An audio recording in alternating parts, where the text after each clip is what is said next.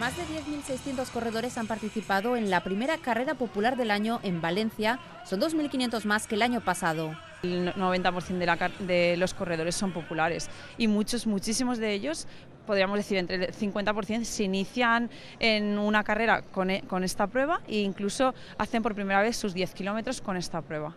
Hay corredores de 35 nacionalidades y casi una tercera parte de los inscritos son mujeres. Hemos mejorado un poquito el tiempo, a pesar de ser la primera del año. Yo estoy muy contenta.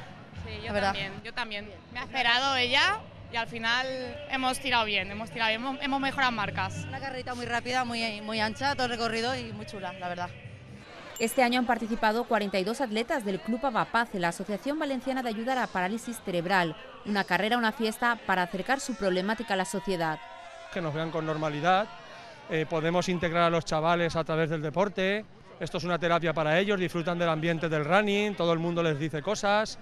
Y es que este año una parte del dinero recaudado irá destinado a ayudar a Tomás Esteve, un niño con parálisis cerebral, a Elvira Roda, que padece sensibilidad química múltiple, y a la Asociación Lazarus, que invierte en la investigación para la cura de lesiones medulares.